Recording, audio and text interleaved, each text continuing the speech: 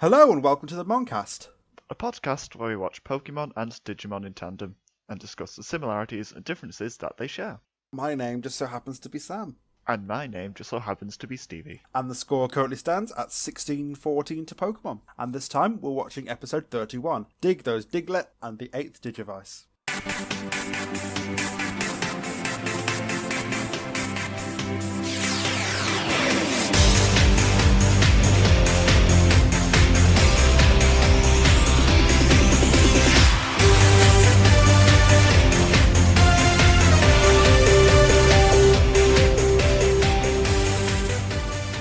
The first episode we're watching this time is Dig Those Diglett. Our heroes are wandering through a forest when they feel an earthquake happen. Rushing to find the source, they find a convoy of trucks who are bringing supplies to a new dam being constructed. Suddenly, all the trucks fall into pitfalls on top of each other, and after talking to a member of the construction crew, they learn that the entire area is plagued by tiny mole Pokemon called Diglett. The construction member is offering a reward to anyone able to remove the Diglett so that they can continue construction. A group of Pokemon trainers and also Gary Oak appear to take on the challenge, only to have their Pokemon refuse to leave their Pokeballs. Meanwhile, Team Rocket attempt to try and get the Pokemon to evolve, but learn that they don't have enough XP to do so and start crying, which triggers evolution through the power of friendship, I guess? That evening, the gang discover Diglett and Dugtrio planting saplings to help the forest grow, and learn that this is why none of their Pokemon wanted to fight. The construction worker also decides to tell the kids that they would also have to flood the entire forest for the dam to work, because dams need water, and for some reason couldn't build a dam at a water source, but instead had to do it in the middle of a forest. Team Rocket attack and are quickly disposed of despite their evolutions, and the gang move on to do something else that hopefully doesn't involve destroying an entire ecosystem.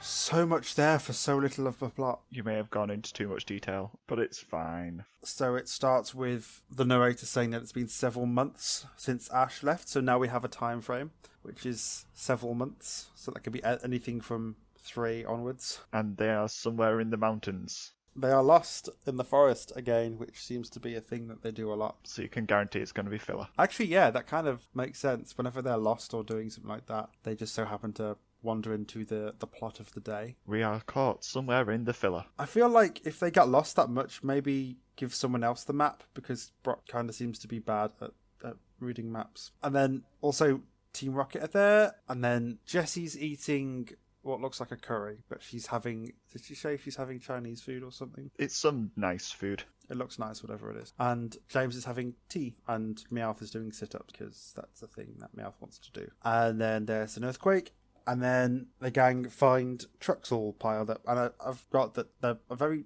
tame truck pileup, because none of the trucks are damaged. They're just on top of each other. Surely they would be somewhat destroyed if there's a truck on top of a truck with another truck on top. But no, it's quite sensible and quite clean. Clearly no one's died in this little pileup. They've been very carefully placed on top of one another. And then we meet the Diglett, and the Diglett are just so adorable. They are pretty cute, definitely. They've got this cute little Diglett voice. Diglett! And it's cute, and I love it. And Digletts are just hot dogs with faces. That can move at the speed of light. We haven't got there yet. It's true, though. So this construction guy, do we even learn his name at any point? Nope. Okay, he has got the most generic European accent ever. Nameless builder. So Nameless Builder is there, and then he decides to tell the kids that he's got vouchers for a week's stay at this new place or something. Some resort. And he's offering them to any Pokemon trainers that can clear out these Diglett. That can wipe out the Diglett. Now, I don't know about you, but I think we've seen this plot before. Have we? Someone's been offered stays in a hotel for defeating an entire species of Pokemon. I just remembered Tentacool and Tentacruel. Yeah, and clearly Ash and the gang haven't learned from that mistake, where that entire city got wiped out. But no, it's fine, we can do it this time, it's fine. They're not jellyfish this time, they're tiny little mole people. That just makes this filler so much worse. But they just don't learn from their mistakes. It's exactly the same thing. So yeah, Gary Oak from the town of Pallet appears. For some reason, when he says, "Oh, it's Ash from Pallet," it's like he's insulting Pallet. But when he says, "I am Gary from Pallet," it's like, He's complimenting palettes. Does he like or dislike palettes? Mixed signals. I can't tell if he likes his hometown or not. Also, he says that he's going to step up to the plate and hit a grand slam. I'm like, is that a baseball term? I'm pretty certain a grand slam is tennis. I mean, I'm not very good at sport ball, apart from rugby and hockey, but apart from that, like, I don't know what the other sports are. It doesn't matter. It's a joke. And then, obviously, we learn about the whole, if they defeat the Diglett, they get given all this stuff as a reward. And I feel like this is exactly the sort of job that Team Rocket should do, because it's morally questionable, and it seems like a sort of thing that they could probably get away with doing quite easily, because they seem to be quite successful at side businesses, but instead they want to go and cry and evolve their Pokemon using the ritual of induced evolution or something like that. Some fancy words. It was weird, whatever it was, and it was completely out of the blue. I think it's just they're trying to evolve the Pokemon. Did you know that Gary doesn't dig those Diglett? Yes. They mention it a lot. Gary doesn't dig those Diglett. We're supposed to dig those Diglett. I dig those Diglett. We definitely dig those Diglett. We definitely dig those Diglett. So Gary is sending out his Pokemon to fight the Diglett, and they don't come out the Pokeballs, and I thought that was kind of funny. And then we see the construction worker with a hammer trying to hit the Diglett, and they're all hiding. And then Gary says that Diglett move at the speed of light. Apparently. And I'm pretty sure they don't move that fast. There'd be a sonic boom at least every time they popped into the hole. They'd be able to travel in time. You wouldn't see them move. They'd be there, then they wouldn't be. It's ridiculous. The Pokedex just exaggerates everything. Oh, no, that was Gary who said that. Where do you think he got his info from? His grandpa. Well, who do you think makes the Pokedex? So, yeah, there's the guy, and he's determined to kill the Diglett, but he's not succeeding at all. Instead of, I don't know, they could have flooded the holes or something, or used poison. I'm pretty sure poison exists. I think flooding would be the best method, since it's going to need water anyway for this dam to be useful at all. There's no water anywhere near this dam that they're building. Yeah, I didn't think about it, but they were just like, yep, it's a dam. We're building a dam. But we don't learn that until shortly after this. But first, we have to have Team Rocket's Pokemon evolve. I've heard of Pokemon evolving because the happiness is high enough, but not because the sadness is high enough. Well, Jessie says that Pokemon need a certain number of XP points, which is a little bit meta. But then she's like, but apparently when Pokemon evolve, they evolve into new Pokemon. It's like, well, yeah, that's how it works. But it's a new concept to Jessie. But then using the power of friendship and tears, their Pokemon evolve, which I thought was wonderful. They evolved for them. So then, I forget how they get to it, but the gang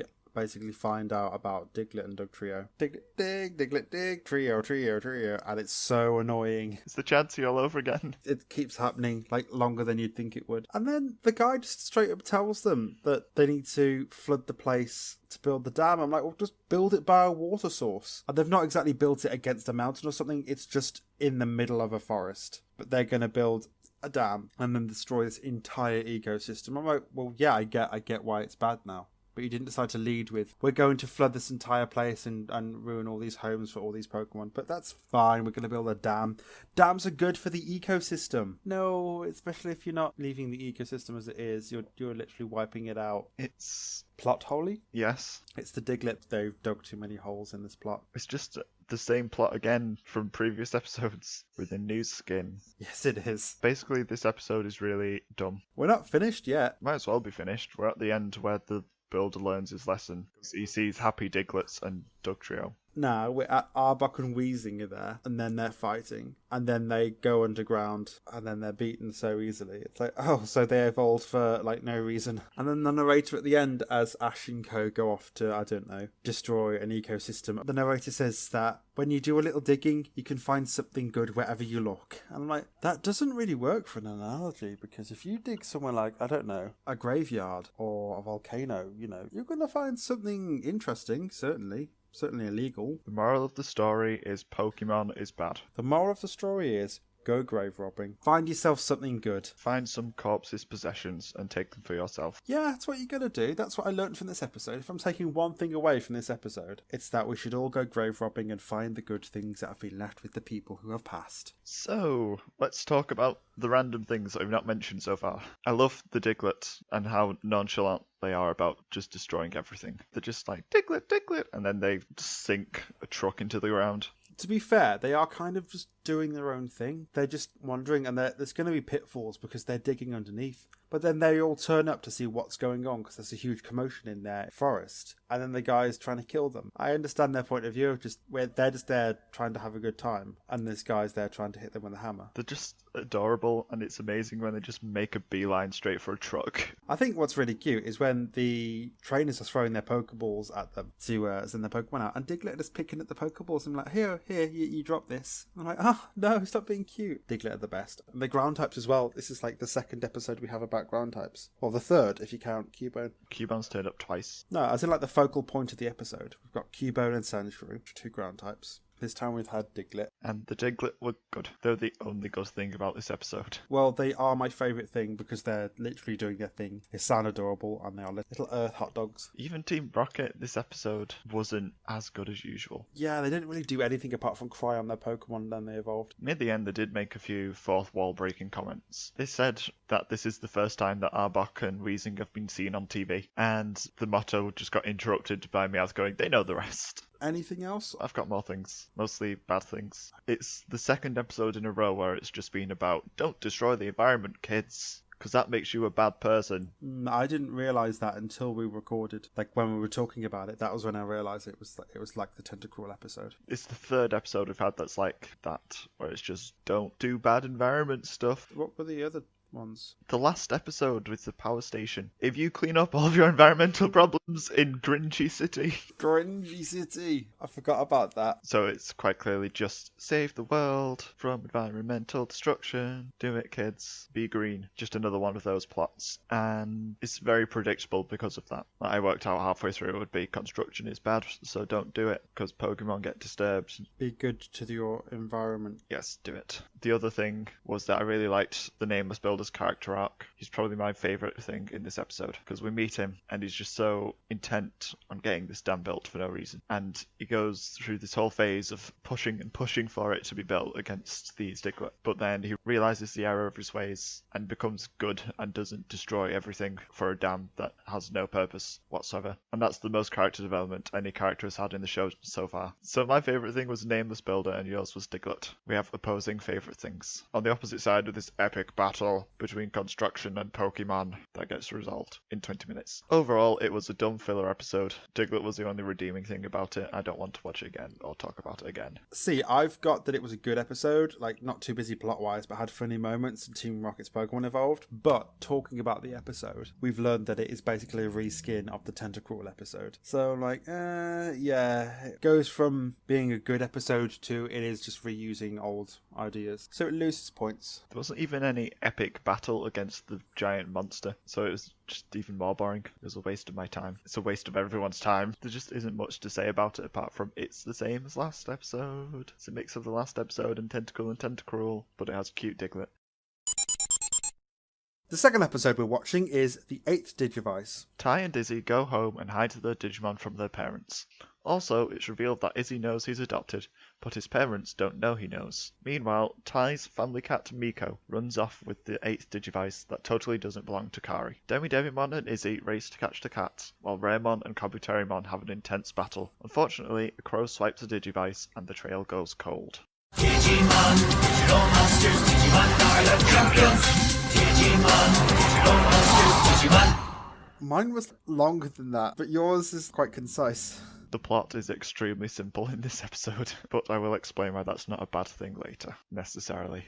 I have some problems with this episode, but we'll talk about them. I don't have that many, bullet points, but one of them's, a really big one. But we should do what we do first. So it starts off with Joe doing a recap, and you can hear the salt in Joe's voice.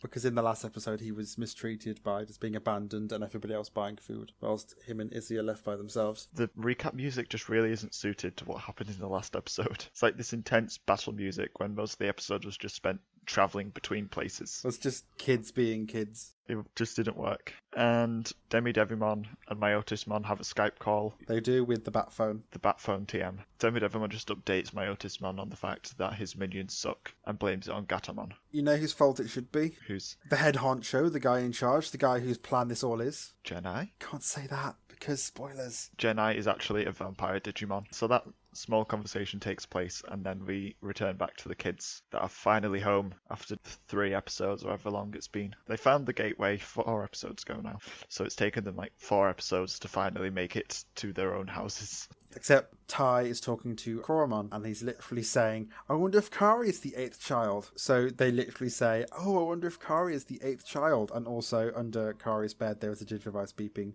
So we now know that Kari is the 8th child. If you didn't know before, if you didn't know from maybe, 6-7 episodes ago when the ending credits changed and it's got Kari in it, now you know that Kari is the 8th child. But they don't know that Kari is the 8th child. Because she doesn't have a Digivice. Why does that matter? I have problems with that as well. Why does it matter if she has a Digivice or not? Here's the thing though, if the Digivice picks up the other Digivice from close quarters, surely when Tai got to the house, he would have seen it, because he's literally in the same building. It makes the beeping sound. Tai's doesn't for some reason. It just doesn't get set off. I'm not sure if it matches up time-wise to when the cat knocked it off the balcony or not. If Tai was already coming upstairs as it dropped, might have not been close enough. I think he was. I think he was in the same building. But even so, it shouldn't matter. Yeah, it shouldn't. Also, how did she end up with one beneath her bed in the first place? When it was on the coffee table at the end of Home Away from Home. Well, how did it end up there? It may have been in the animals, because every single animal in this episode seems to really want this Digivice. Okay, so I have... No, wait, I'm still questioning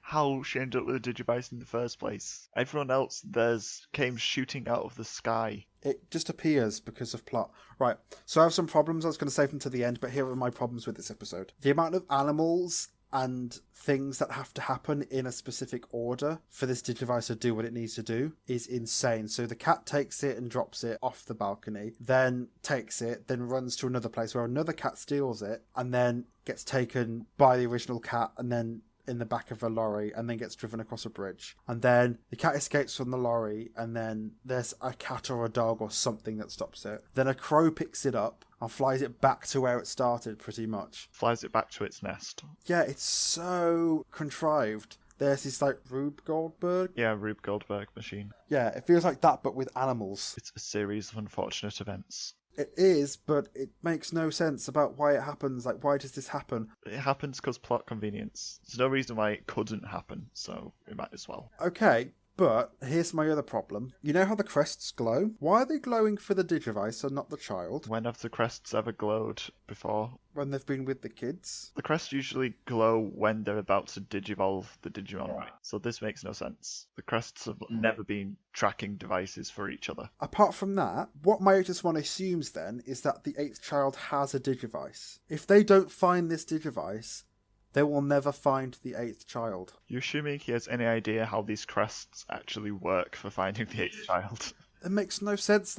Why would it glow when it's near a Digivice? Because that's not the child. And like we've seen already, they're following it and it's glowing when it's just by itself. What if they get the Digivice? It's not the end of the world, is it? The kid is still out there. Well, they don't know that they're just chasing the Digivice. They think that the child has the Digivice on them. You can't assume that the child has the Digivice, because look at her. Kari has no idea what's going on. She knows about Digimon. She's met a Koromon before. She was in literally the same situation that Tai was in, and Tai has a Digimon. He is Digidestined. But no, clearly it can't be Kari. What I'm trying to say is that it doesn't make any sense why the crest would glow for the Digivice. They've never reacted for Digivices, that's dumb. Also, that means that the child has to have the Digivice, but they don't. What if they don't have the Digivice? The plan falls apart. Then they can't find the 8th child. And surely Tai is literally having a conversation with Kari, who was literally next to him when he went through the situation that he had to get a Digimon. But somehow he's like, oh, maybe it isn't you. Do you have a Digivice? No. That doesn't mean that she has to have one. What happens if she doesn't get it until she gets a Digimon? She clearly hasn't got a Digimon. But it doesn't make sense. Everyone assumes that there's going to be this other child somewhere. Digimon and Digivice in hand, ready to save the day. But we haven't even got to the fact that this is an Izzy episode yet. It's dumb. Kari's the 8th child. They should work it out quite easily. Yeah, don't lead us on with a mystery of, oh, who is this person? It's a bit like we're watching a murder mystery and we see someone kill somebody else and we know who the killer is. And then the first thing they do is go to the killer and go, oh, are you the killer? And he's like, no, I didn't do the killing. And they're like, oh, it can't be you then. It'll be someone else. It's like them going straight up to the killer and saying, do you have a murder weapon? And they just go, no, I don't. Okay, well, you can't be the killer then, can you? Basically. And it's a bad thing. It's really bad. I wish they'd written out the whole, oh, Kari, do you have a Digivice and stuff? You saw the stuff that was going on. She literally fits the bill to a T about what they're looking for. But because she doesn't have the thing, because they assume that to be the person, you have to have the thing, it's like, ugh. Also, something else that doesn't make sense about Kari is that she remembers vividly the fight that happens, and no one else does, even though she was several years younger than all of them, apart from TK. Yeah, but TK doesn't remember either because, I don't know, parents. Kari remembers vividly. Because she's weird. No one else does. It's just another convenient thing that makes this even more annoying. Okay, so rant over. That's all the stuff with Kari covered, basically. On the flip side, I actually quite like this episode for the other parts, which are just everything about Izzy in this episode is great. Because he comes home and he's really nice to his parents and he's wonderful and he's just like, he says thanks for looking after him and everything. And it's nice to see Izzy at home with his family and stuff. I've got a note here that I actually really like the layout of their houses.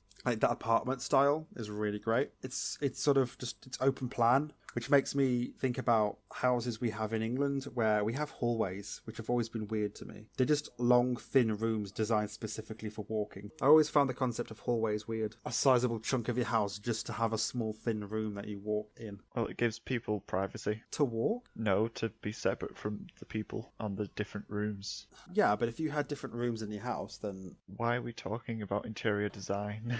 Because I'm saying that I like the layout of their houses. It's really nice. Yes, I didn't consider that at all. I liked it. Well, that's good. I also thought that Izzy putting the lock on his door was really sensible. Well, that's what Izzy is. He's got those shoes with those gloves, so, you know, his fashion sense is off. There's a difference between sensible and fashionable. He's got yellow gloves on. Why has he got yellow gloves? Why not? He's an anime character, though. They always have to have something. We just don't care about the plot in this episode. The plot's very basic. It's just chase after the Digivice. The whole plot is basically this Digivice is being taken around the town by a menagerie of animals in some weird convoluted ways, and then people are chasing it. But then what we do get from this episode that is really good is Ty and Izzy going home and meeting the parents again. Just the little family moments. Like, Izzy putting that lock on is really sensible because obviously he doesn't want his family walking in and seeing a giant bug. But then we also, like, one of my favourite little moments is when it cuts out to, like, a shot of Tentamon and Izzy talking by the door. And the lock is about a foot off the floor. It's, like, underneath the handle because Izzy's that short and small.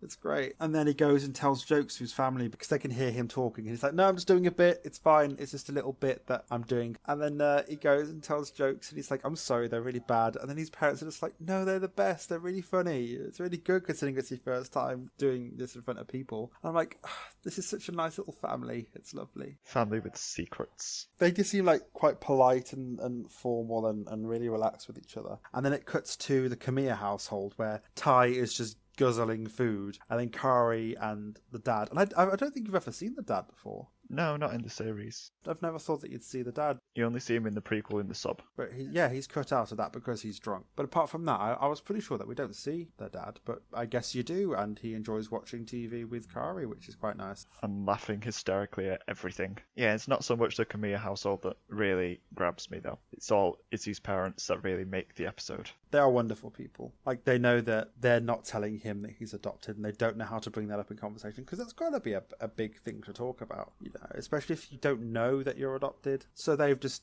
put it off, and then, like, he's found out, and then instead of making it a big deal, he just lives with it, and he's come to terms with it, and I was like, that's so mature of him to deal with things like that. But he's doing it alone, and his parents can't work it out, and they're really worried about him. Well, he has come back from camp, and he's put a lock on the door, and he just wants to spend time in his room. Izzy's mum is just the nicest person. I know, she's lovely. I didn't care that much about Kari and Ty's family, because it was just sort of Ty came home, explained Koromon, and then burst into tears for no reason, mid-conversation. And then after that, it was just normal family hangout time. But with Izzy's family, there's a whole lot of discussion about whether Izzy's alright, and if they're being the best parents they can be, and what they need to do that's best for Izzy. And it's really moving. I was tearing up at the end of the episode. I really like Izzy's parents. I do feel like the bad points in this episode are like just a really convoluted animal thing happening, but the good bits, which is just like Izzy's family and stuff, and the whole time with Izzy doing things by himself, really, really makes the episode shine. I really do enjoy it. The plot is sucky. The character development surrounding Izzy and his family is amazing. I kind of wish we'd had more of that instead of Digivice going on its little adventure. What's your favourite thing in the episode? I was going to say Izzy, but then as I was watching it and I was writing it out, I noticed that because we haven't even got to the bigger points of things like Izzy finds the signal and they go and chase it down, and they meet Raemon, which is like the Digimon version of Muck, and that Izzy and Tentomon fight it, and that happens, and Raemon attacks a place called Club Poseidon and stuff. But like after on the news when they're talking about there was something in the water and stuff, I'm pretty sure they're wheeling a body into an ambulance. Well, that's not that surprising considering Raemon capsized a boat. There's like a gurney with a white sheet that's got like completely wrapped over it, over whatever's on there, and then there's like the braces to hold it in place, and I'm like, I think there's a body there. I'm pretty sure someone died. Not that surprising. Raemon capsized a boat. And also destroyed a club. But yeah, sorry, my favourite thing is Izzy, because he's changed so much in this show. If you look at him at the start, when he's like, all the stuff's happening outside before they go to the digital world, and he's on his computer. Now he's going out on his own to do this adventure, well, with Tentomon. And he's going to do things that he wouldn't have normally done before, so it's nice to see him have this character development and this growth, which is great. Izzy's great. Yeah, Izzy was great in the episode. He's always going to be great. But my favourite thing has to be Izzy's parents, because they are just Izzy's parents. That is all that there is to them. They are parents, and they're really just nice, and they care about the son, even though he's adopted and not the biological child. And they've so much character behind them, even though they're not supposed to be the main characters. They are developed quite nicely. They do have backstory and opinions and ideas about things. Yeah, it's so different to anyone else. Well, if you look at Ty's family, they don't say much, and they do a little bit of laughing, which is good. They don't express things as clearly as I felt Izzy's parents did. You don't really get to know Ty's family's opinions on things. Because Ty's just basically acting normal after his outburst. He only talks with Kari about anything that's actually going on. But Izzy's parents sit down and they discuss what problems Izzy might be having and what they need to do. What is the best approach for them as parents to really help Izzy get through whatever problems he's having, because they're completely unaware of anything Digimon related. They're just going in blind and trying to do whatever's best. And I just really liked them. Yeah. They are the redeeming thing in this episode, because the plot's just meh. Izzy's family's like the one really redeeming quality. Apart from maybe the battle as well, because I felt the battle was good between Raemon and Kabuterimon. Overall thoughts? It was okay. Yeah, the Izzy bits were good, but the plot with the Digivice being taken everywhere was convoluted and weird. All of the side plots that were going on outside of Izzy's family, just, who cares? Who cares when Izzy's mom has got it going on? Let's reference Prodigious and their jokes. But Tentomon does basically just come out and compliment Izzy's mother. I think Tentomon fancies Izzy's mom. Yeah, it's obvious. It's a thing. Do you ship them? No, I don't ship people. Okay, I ship people, but... What would you call it? Tizzy's mom? Or Izzy's mentor mom? No, it doesn't work. You can't put two words together. Tento mom. Tento mom. Oh my god, yes. Tento mom. One true pairing. So yeah, this episode is okay. It was saved by Izzy's family. Yeah. But now we must compare these two bits of nothing.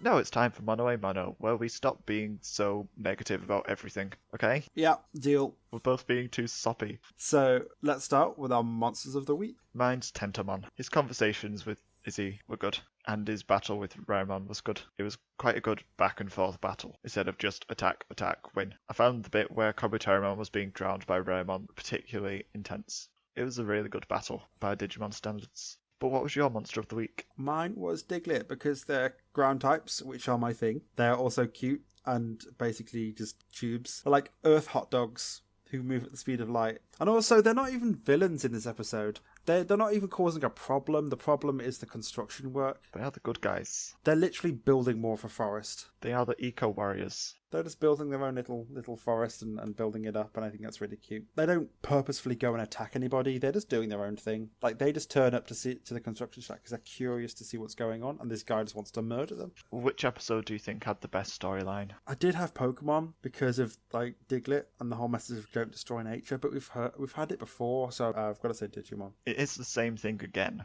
That doesn't make it worse than Digimon's necessarily. Like, it can still be better even if it is a repeat. It's the same thing. I think they're both as okay as each other. Yeah, neither of them had anything particularly good. There were bits I like in both one, but there wasn't either one that stood out more than the other. I didn't care about anything that happened in either of the episodes. Digimon's was just, let's keep the 8th child plot going a bit longer, and Pokemon's was just, let's fill a bit of time.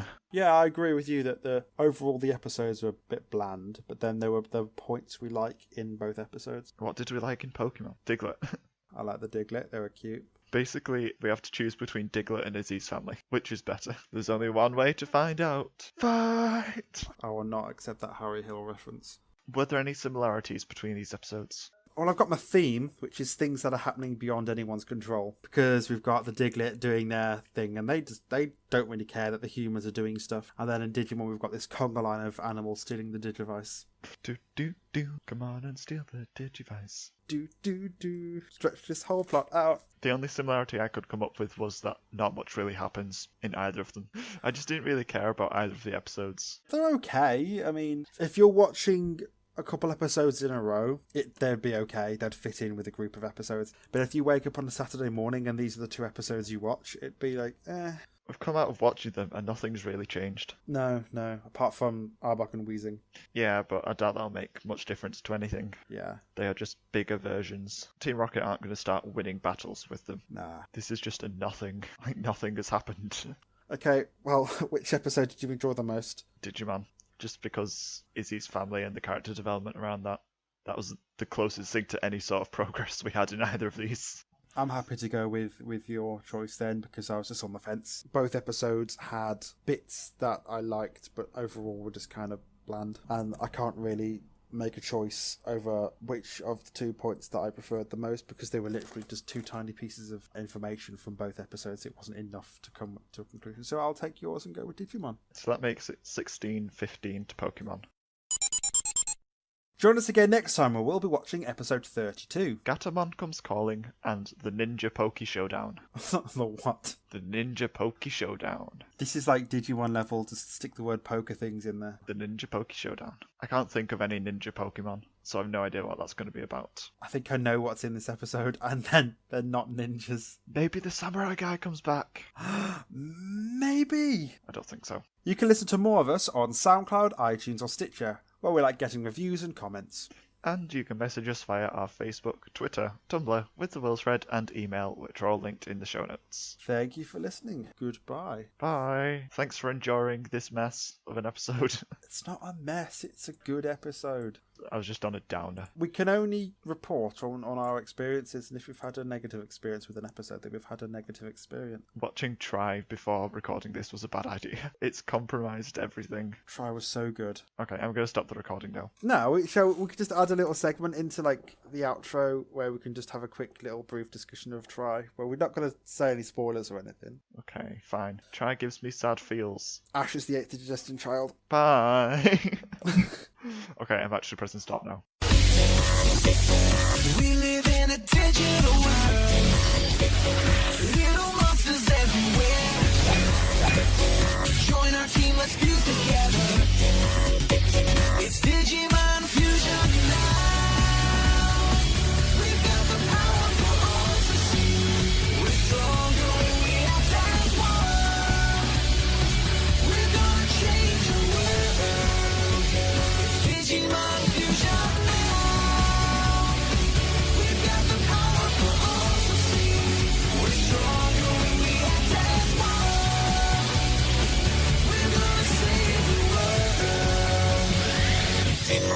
The Pokedex just exaggerates everything. Oh, no, that was Gary who said that. Where do you think he got his info from? His uncle. Well, who do you think makes the Pokedex? I mean, his grandpa. I mean, I don't know what his uncle does. His uncle might be a researcher or something. His Uncle Bob. His uncle Frank Oak. Oh, his Uncle Bob. Frank Oaktion. Bob's your uncle. Yeah, I got the joke. I didn't want to. Why did you want to call him Frank? I don't know, because... Frankly, that's an awful joke. I've got heartburn. Ah, you should get his Uncle Frank to look at that. God, shut up. I don't think I've ever told you to shut up before. I do apologise. I didn't know what else to say. I just needed you to not be making the joke. You can't handle my sense of humour anymore. I think it's a bit too frank for me. A bit too blunt. That makes no sense. To put it bluntly, I don't care. Improvised comedy. Ash's Pokemon have never evolved. They have? Oh, Butterfree. Butterfree doesn't exist anymore. Okay, fine. I forgot that Butterfree existed, and that makes me sad. Oh, guess what time it is? 4:30. No, wait. Oh, an ambulance is going to go past me. It went the different direction today. I'm going to say it's time for someone in Kidderminster to die. Yay. I'm pretty sure it happens like every time I record that there's an ambulance or something goes past. Very unfortunate considering how small this town is. Ty is talking to Argumon and he's literally saying, I wonder if Kari is the 8th child. Who did I say? Argumon? Yeah. Oh, well, technically not wrong there. It is the same person. Different name. What is a name? What is a name? It doesn't matter. It is something that you use to identify. It's the nickname I give to Koromon. Okay. Okay, it's not that big a deal. Izzy is a saint and he saved everybody and he had to work so hard and try. No, stop going back to try now. I'm getting honestly annoyed.